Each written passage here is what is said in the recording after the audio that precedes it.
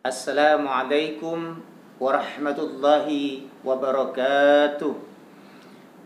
Apa kabar anak-anakku sekalian?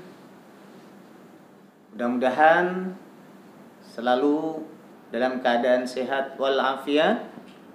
Ya, semua anak-anakku di rumah berserta ayah bunda yang selalu setiap mendampingi anak-anak di rumah. Bapak juga mendoakan semoga mendapat limpahan dan karunia dari Allah Subhanahu wa taala sehingga kita sampai pada saat ini masih dalam keadaan sehat walafiat. Marilah bersama-sama anak-anakku sekalian kita panjatkan puji syukur hadirat Allah Subhanahu wa taala yang mana telah memberikan kita selalu bimbingan ya dan kesehatan. Anak-anakku sekalian, dalam pertemuan kali ini kita adalah pembelajaran akidah halak yang mana pada kesempatan ini yang kita pelajari pelajaran ketiga yaitu untuk kelas 3 ya, untuk kelas 3. Materi hari ini adalah tentang malaikat-malaikat Allah dan tugasnya. Ya, anak-anakku sekalian, tentang malaikat-malaikat, nama-nama malaikat dan tugasnya. Nah, anak-anakku sekalian, sebelum kita mulai pembelajaran akidah halak pada pertemuan kali ini, mari bersama-sama kita awali dengan melafalkan basmalah. Bismillahirrahmanirrahim. Ya, anak-anakku sekalian, sebelum Bapak jelaskan, tolong semuanya disimak baik-baik dan didengar ya dengan seksama. Nah, anak-anakku sekalian, malaikat adalah termasuk makhluk ciptaan Allah Subhanahu wa taala. Yang mana malaikat itu Allah ciptakan dari nur atau cahaya. Anak-anakku sekalian, dan malaikat itu ya, sebelum Bapak jelaskan, jumlahnya adalah sungguh banyak, tidak terbatas. Bahwa di kalangan malaikat pun ditanya, berapa jumlah di antara kalian jumlah malaikat? Mereka pun tidak bisa menjawab. Namun di dalam kesempatan ini anak-anakku sekalian, kita selaku umat muslim, ya muslimah, wajib mengetahui ada 10 malaikat. Bapak ulang, ada 10 malaikat. Sedangkan malaikat tadi yang seperti Bapak sampaikan, jumlahnya banyak anak-anakku sekalian, ya. Jumlahnya banyak. Baik anak-anakku sekalian, kata malaikat itu adalah dari jamak kata malaku, yang artinya adalah utusan Allah Subhanahu wa taala. Ya, anak sekalian, yang pertama di dalam kesempatan ini langsung Bapak jelaskan, ya. Kita gunakan waktu dengan baik. Yang pertama mungkin anak-anakku sekalian sudah tahu siapa malaikat yang pertama, yaitu Jibril. Ya, malaikat Jibril. Apa tugas malaikat Jibril anak-anakku sekalian? Nah, mungkin sudah mendengar juga ya. Malaikat Jibril Allah beri tugas adalah menyampaikan wahyu. Menyampaikan wahyu. Kepada siapa? Kepada para nabi dan rasul. Itu tugasnya adalah daripada tugas malaikat Jibril. Ya, menyampaikan wahyu. Bukan hanya wahyunya kepada baginda Nabi Muhammad SAW, tetapi seluruh nabi dan rasul itu yang menyampaikan wahyu adalah malaikat Jibril. Sejak Nabi Adam, Idris, Luhut, Saleh dan seterusnya. Itu yang menyampaikan adalah malaikat Jibril. Ya, anak-anakku sekalian, tolong diingat. Oke, yang selanjutnya yang kedua, ya. Malaikat Mikail. Malaikat Mikail. Pertama Jibril, kedua Mikail. Mikail ini ditugaskan oleh Allah Subhanahu wa taala juga mempunyai tugas yang khusus, membagi rezeki, ya, kepada seluruh makhluk yang Allah ciptakan. Itu Allah jamin rezekinya, Ya, Allah jamin. Tiap ciptaan Allah, makhluknya Allah jamin untuk rezekinya. Karena Allah ciptakan makhluk itu hidup, untuk mempertahankan hidupnya ia perlu rezeki sesuai dengan kebutuhan makhluk itu masing-masing, ya, menyampaikan rezeki. Oke. Yang ketiga, rakib.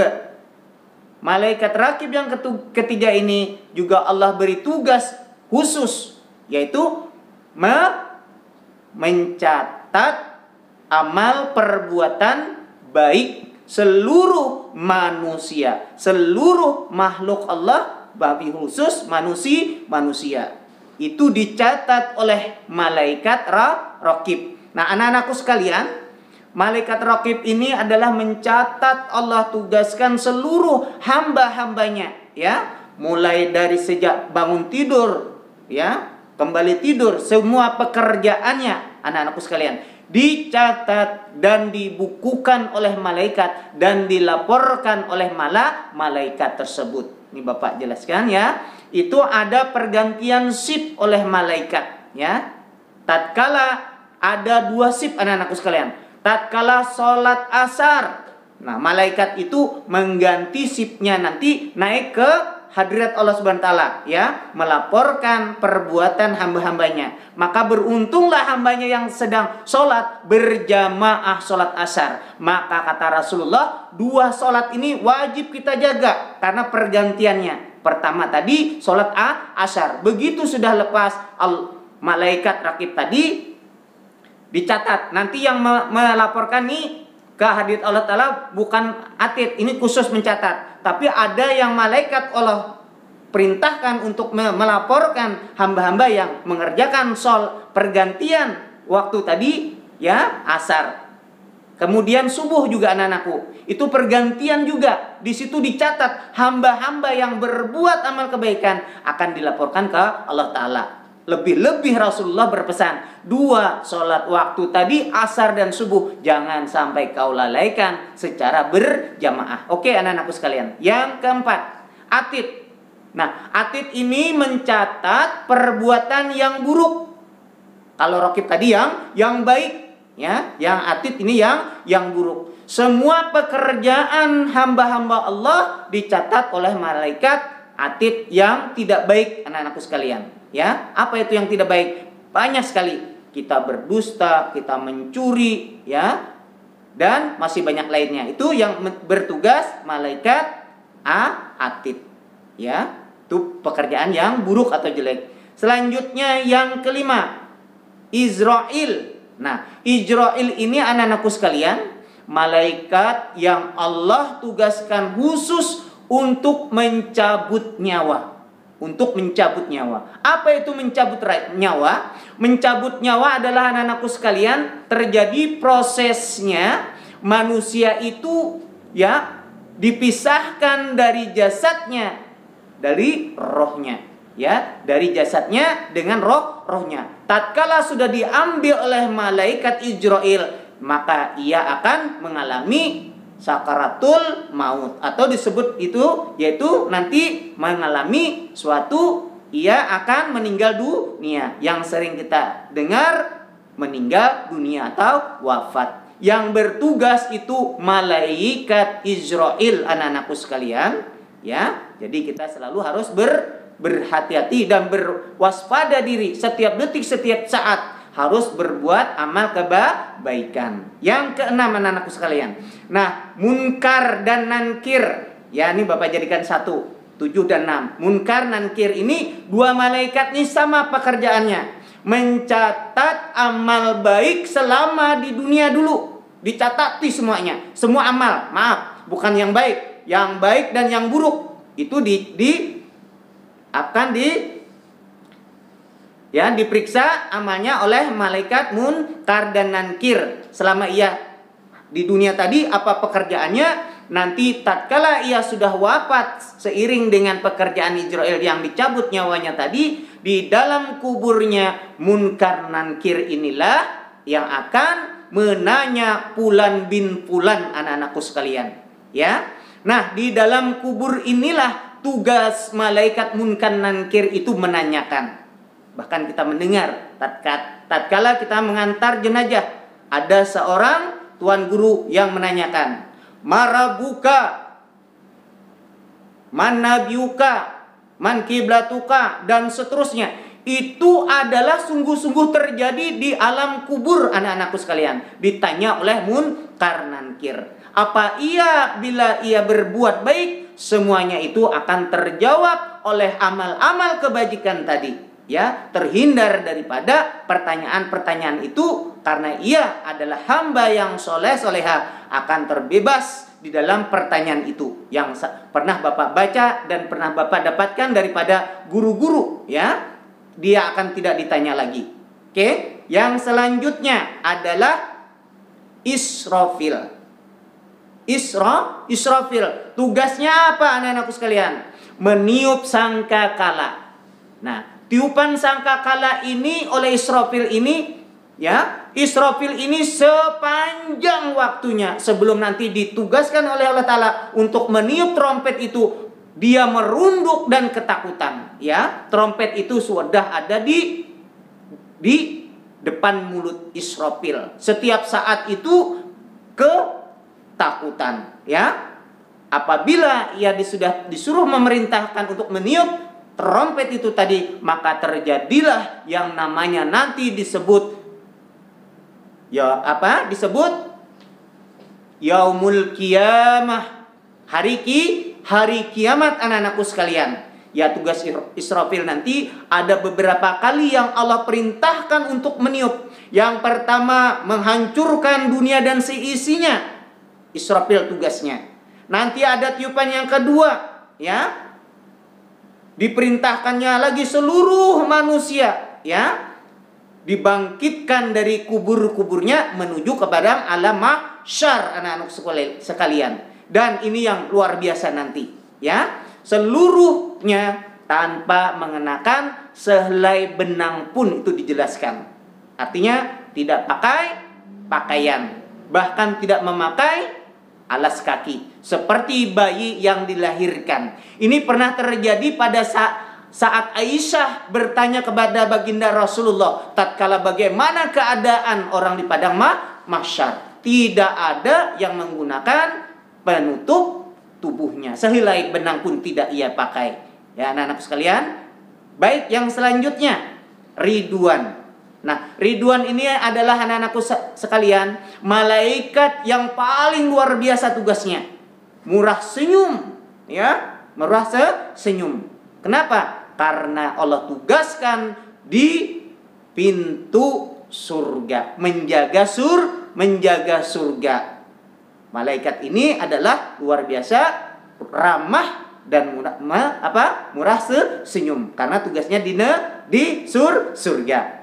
Nah, sebaliknya yang terakhir Malik, ya. Malaikat Malik ini, anak-anakku sekalian, wajahnya seram, mungkin menakutkan, tempatnya saja sudah mengerikan, yaitu neraka. Bila kita sudah mendengar kalimat neraka, luar biasa. Nah, cahaya neraka ini, anak-anakku sekalian, jaraknya 5.000 kilometer, ya.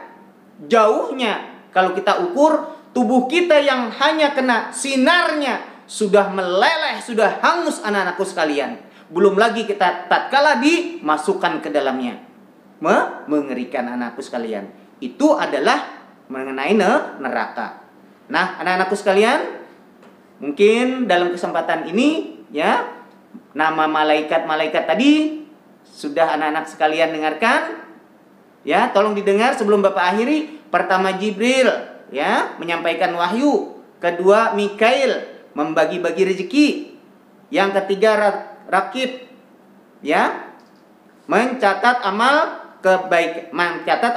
baik manusia selama hidup di dunia. Atid mencatat amal buruk manusia selama masih hidup di dunia. Kemudian, ya, Ijrail adalah tugasnya mencabut nyawa. Munkar Nankir memeriksa, menanya amal kebaikan tatkala ia hidup di dunia, tatkala ia sudah di dalam kubur.